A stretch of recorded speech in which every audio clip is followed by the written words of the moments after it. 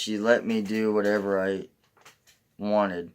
So somehow I managed to stick the knife through it up, and basically it went through my knee. So I have 2 scars from the same knee back in 3rd grade when I used to hang out with Nathan. He told me that he wanted to become a doctor, so he asked me if I could practice if he could practice chest compressions on me. I told him sure, not knowing what the hell I was doing. He told me to lay on my back, so I did. Then he pressed down really hard to the point that it broke my rib cage. I went a long time letting it go without any treatment, and now I have a deformed chest and a bone that sticks out. And I could prove that to anyone.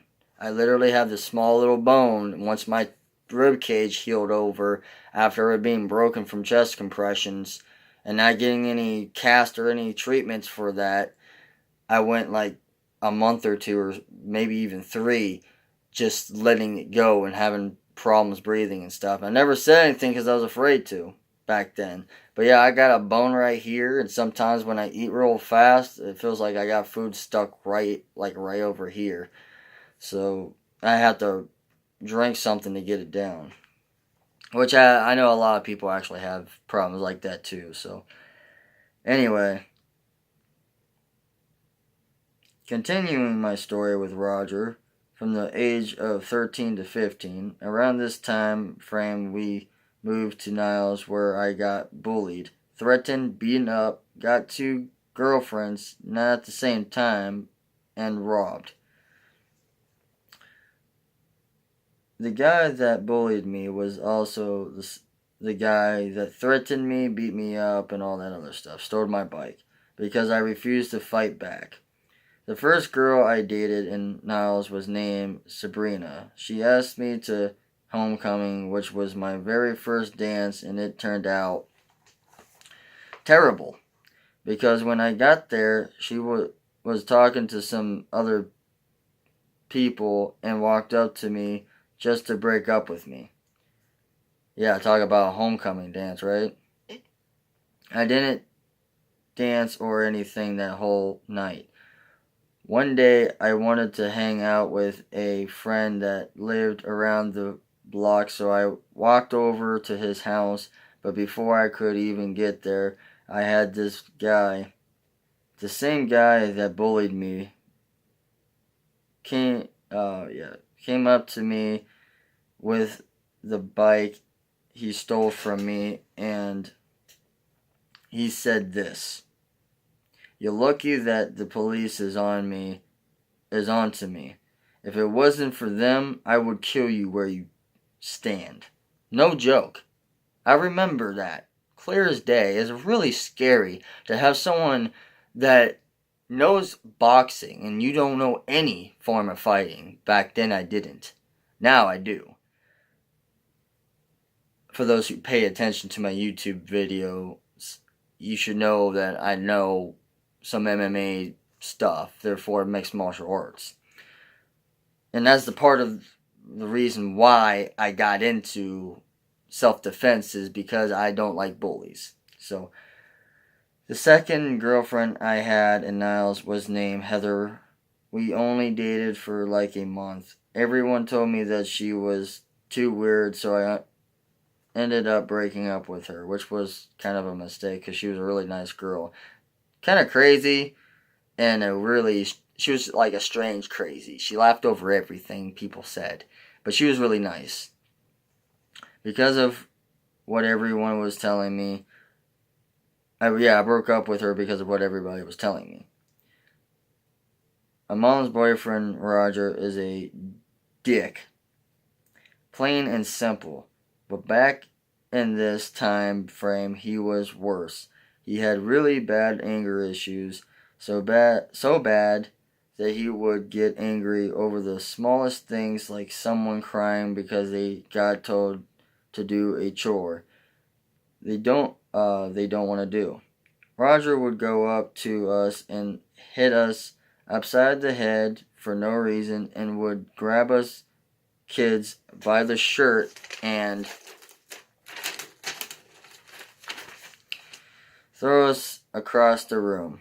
There were times that he would even hurt my mom, so she did become frightened of him at one point.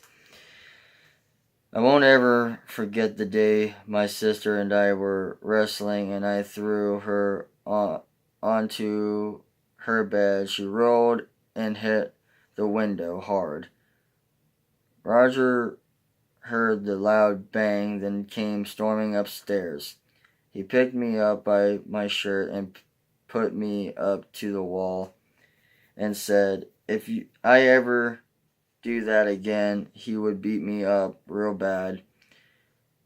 I'm not 100% sure on this, guys, but I think he even threatened to throw me down the staircases in Niles. But I could be wrong. But the part of him grabbing me by the shirt, throwing me up to the wall, and telling me he's going to beat me up next time I do that sort of thing, that is no lie. I had two girls that lived next door. They were about 3 years apart, and I had a crush on both of them. They knew karate, and the younger one, named Amber, I believe her name was, liked kicking me in the nuts, but I have no idea why. One day in gym class, we played a game of catch, no joke, with a football. My team was about to win up until I missed everything up. All because I couldn't catch the ball at all. So the last 3 people on the other team caught their ball before I could.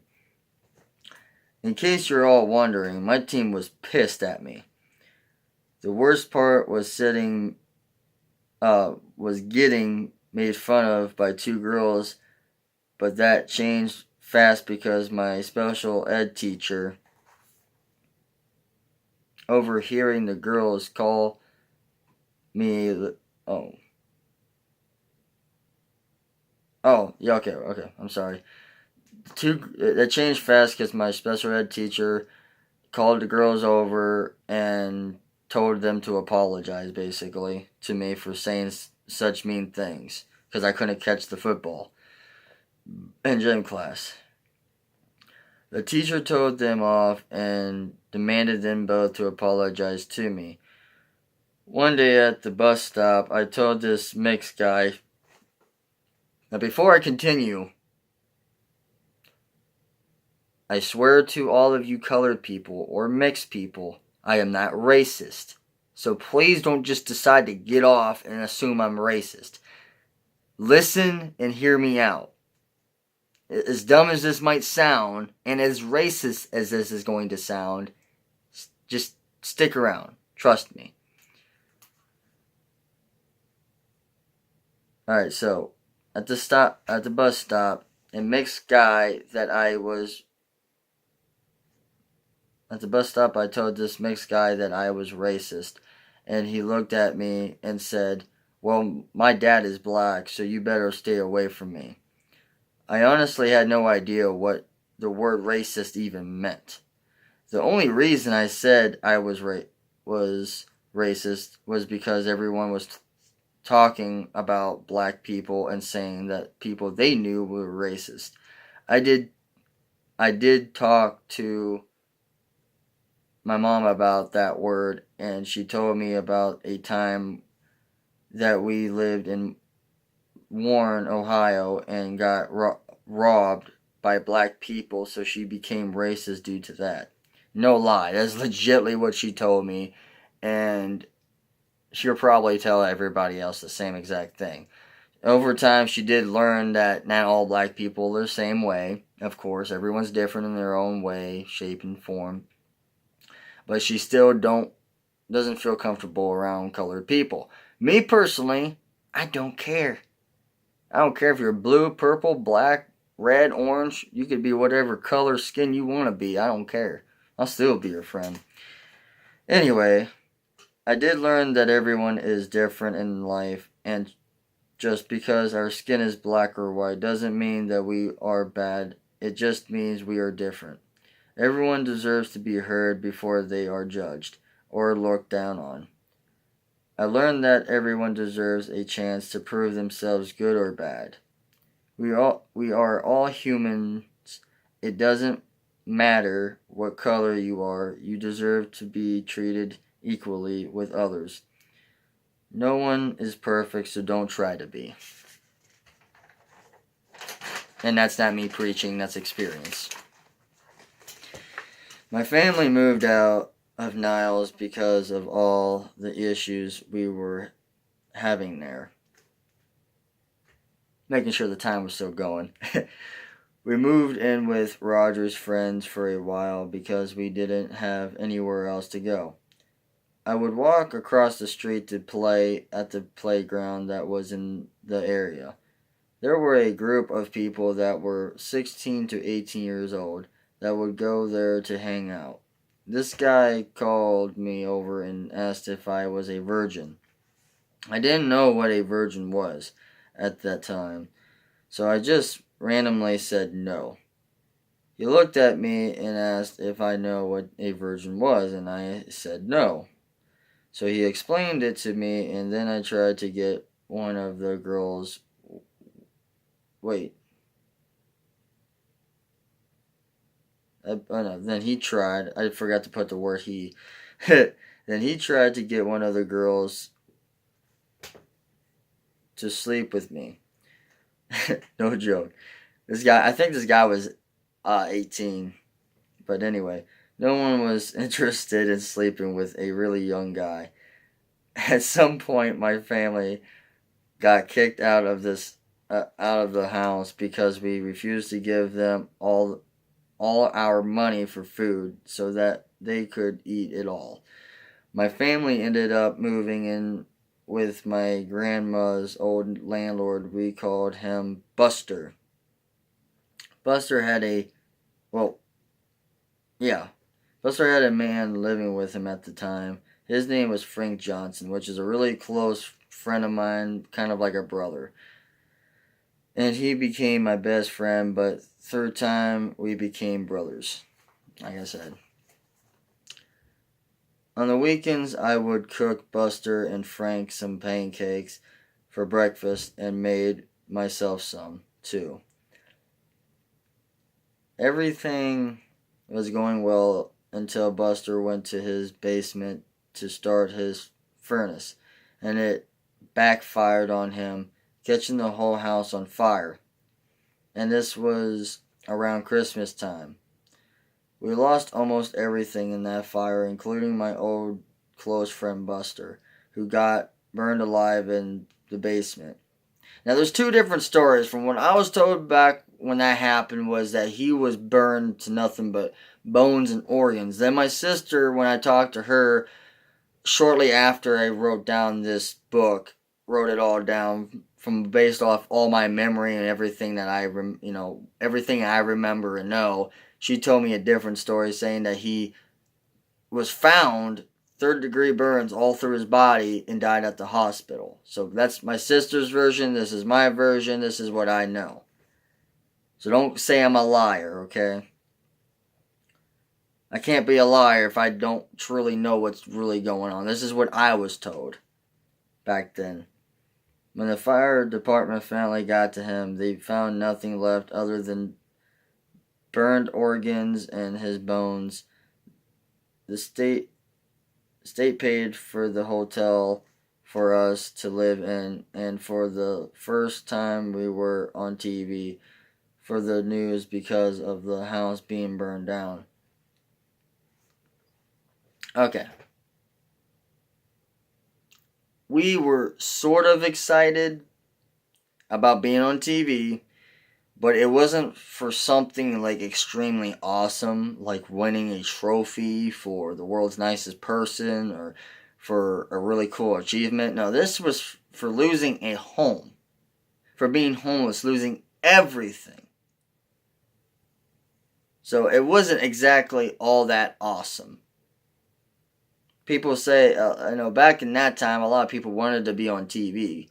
Back when I was growing up in school, people always thought about, hey, I'd like to be famous and go on TV and look cool and all that. Well, I was on TV, but it wasn't cool. Anyway, us kids went to Roger's other friend's house while my mom and Roger stayed in the hotel until they could find somewhere else to live. When my mom found a place to live, it was in a duplex. At this time, I turned 16 and got my very first kiss from a girl named Tina, I believe. Tina was my neighbor, and I did become friends with her brother, Eddie, and worked for her dad, also named Eddie. Well, I think that was his real name. Everybody called him Ed.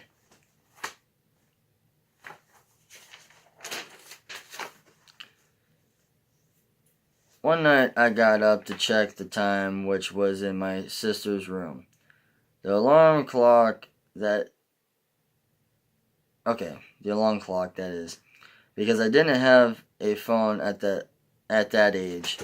As I walked to her room, I noticed that the door was closed, just not all the way. So it was open enough to peek inside, so cracked open, without making a noise, and I saw Roger in his boxers, therefore underwear, laying on top of my sister, so I immediately opened the door. I watched Roger jump off of my sister and act like nothing happened. He asked me what I wanted, so I told him I wanted to check the time. So he looked at the time and then walked off. So before I continue on the story, I'm not sure if I put it on here or not, but just in case I didn't, I pulled my sister out of the room and brought her into mine, and then I asked what was going on. And she told me that Roger, my mom's boyfriend she's still with, said that he would buy her candy, buy her anything that she wanted, as long as he could sleep with her. So yeah, I had to deal with holding my sister close to me and trying to tell her that everything will be okay. So as a big brother, I had to try to do something. I couldn't fight the guy, because back then I didn't know how to fight. And we'll eventually get to when that all happens later. So let's continue this. The next day at school, I told my speech teacher about what happened. And by the way, I was in speech class for 3 years and I'm still not perfect at it. So, yeah, speech teacher about what happened that night. And she told the office for me. After school was over, I got home and was told that my sister and I had to leave and move in with a family member until things get figured out. Child Services had me move in with my grandma, and my sister went with her godmom, which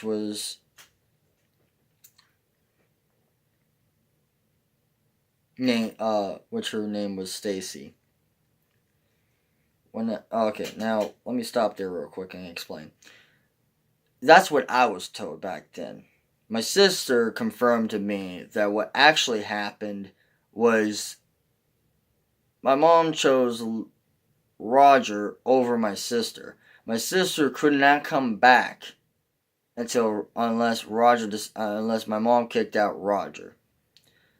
And she only wanted Roger around so she could have help raising Logan, which he's still not potty trained and he still can't talk because neither one of them wanted to get actual help to teach this kid how to go to the bathroom properly and talk. So all he does now at the age of 10 is run around butt naked inside, hugging random people for no reason and screaming for attention, just like a little kid would that's like 1 or 2. Just scream. That's all he knows how to do. Anyway, Oh, I almost forgot to mention, my sister didn't go to her godmom's until much later on. Like, it took about a year or two. 6 months. I don't know how long it took, but it took some time. She actually was adopted um, once or twice, maybe even 3 times by different families before she got accepted and with Stacy, which is her godmom. So, anyway, when I got to my grandma's, my life changed a lot because I had no video games to play, no TV, just old VCR tapes to watch.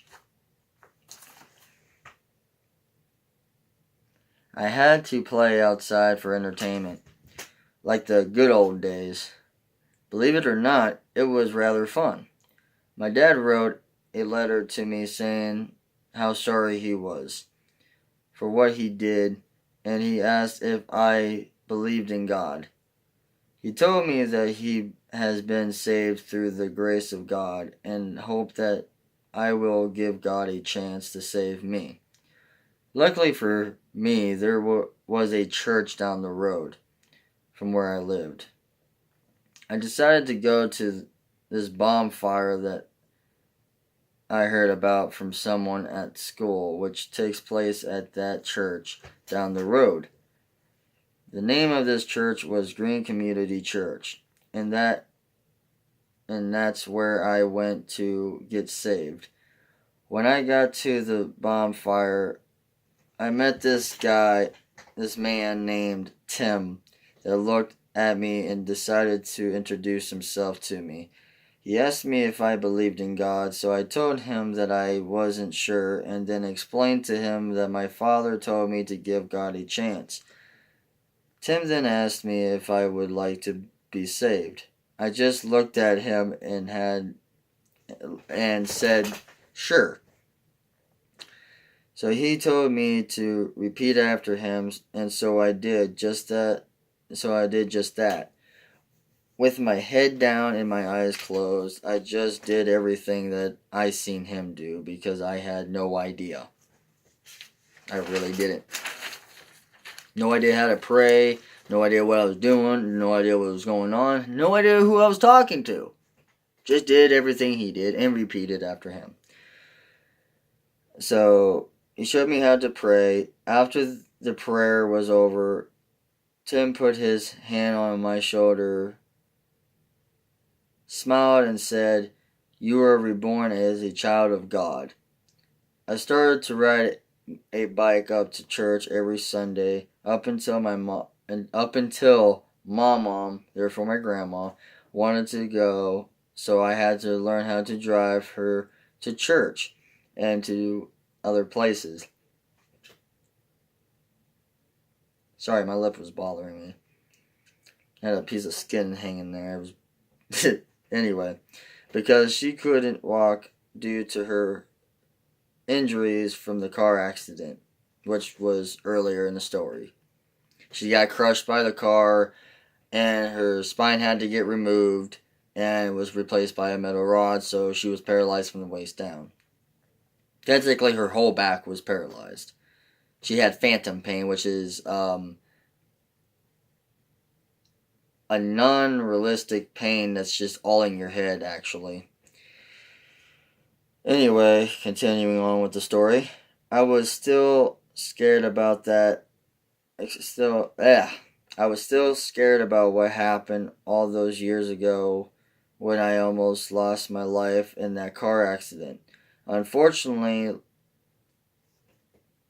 for me, my mom didn't give me a choice, so I started driving when I was 16 with no permit or license. At one point, I had a girl come over every weekend to help me take care of my mom.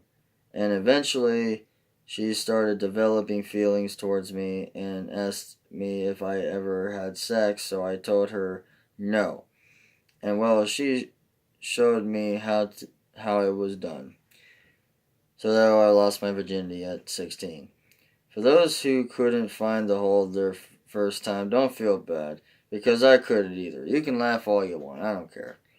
I became addicted to sex and had it every weekend, with the same girl, nonstop.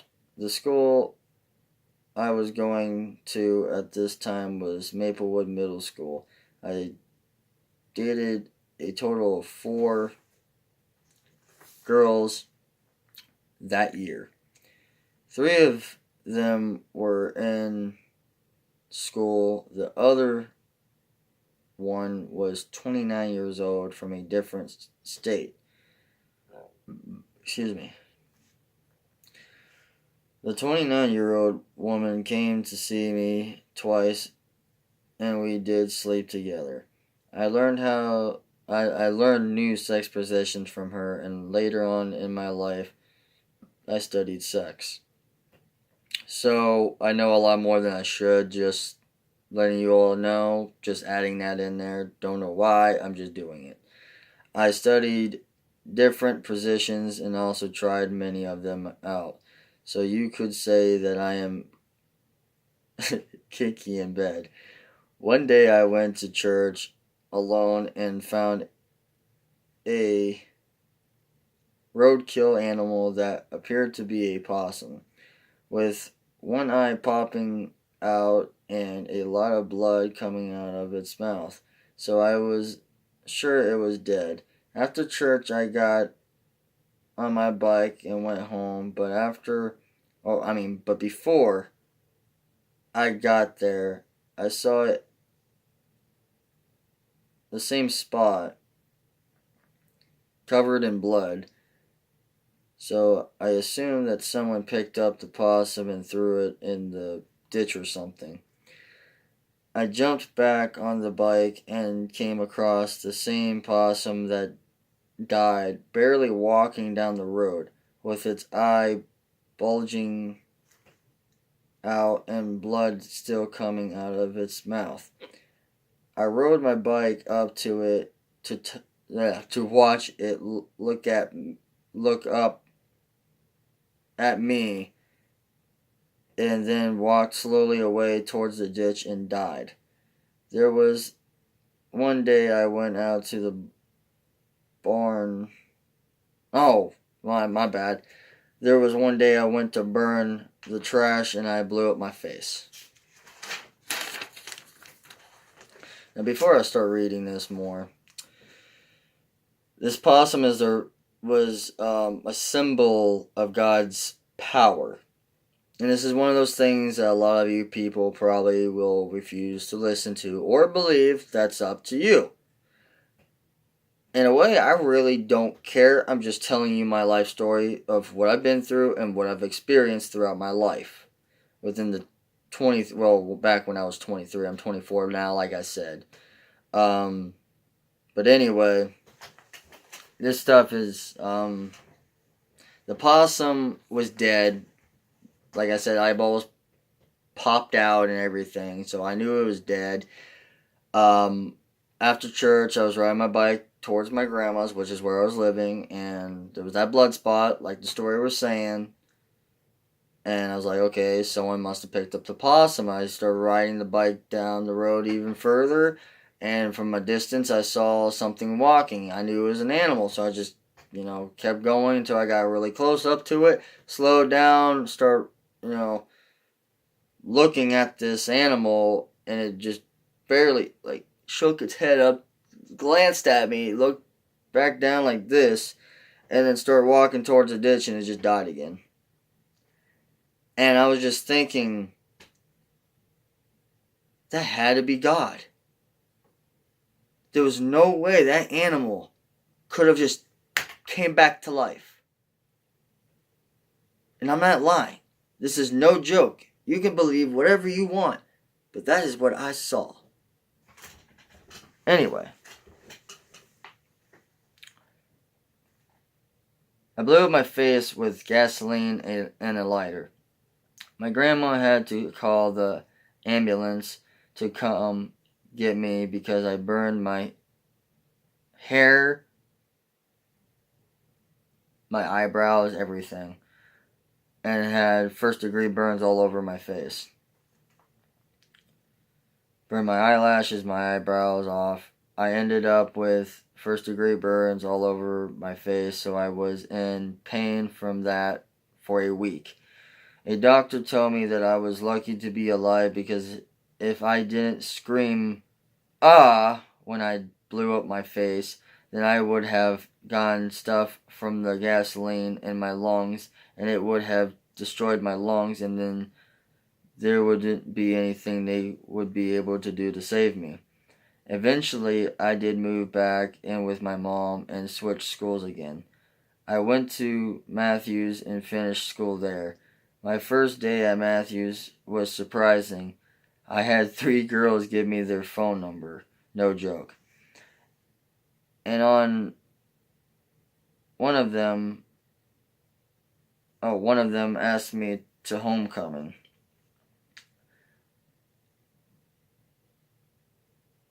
I went to the dance with Kim Shimbora, and we were together for 2 years and 11 months and 3 weeks exactly. So 1 week away from 3 years being together. I asked Kim to marry me 1 year after we got together. Then over time, I took her virginity. I did move back in with my grandma at this small one-bedroom apartment down the road from the trailer park I live in now. And I still live there in the same apartment in the trailer park. I met this man named Randy. He was a big guy that knew martial arts, karate, and aikido. He showed me his black belts and taught me how to self-defend myself. This is probably what some of you guys were waiting for, the self-defense stuff. This is around that time. And this was back when I was 17. Back in 2011. I still got the tattoo and everything of it, which was kind of a mistake. Don't get a girl's name on your body. And if you're a female, don't get your boyfriend's name on your body, because you never know what's going to happen. I know a lot of you are going to probably be like, well, we've been together for 3 years through school. Well, I don't care. And like I just said, I was almost with this girl for 3 years, and the breakup still ended up happening. Anyway, that's just experience, people.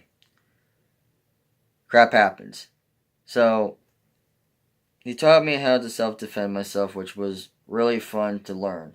After Randy moved out, I met my best friend, Steve Kish, which is a MMA lightweight boxer. He taught me how to box, and later on in my life, taught me other fighting styles.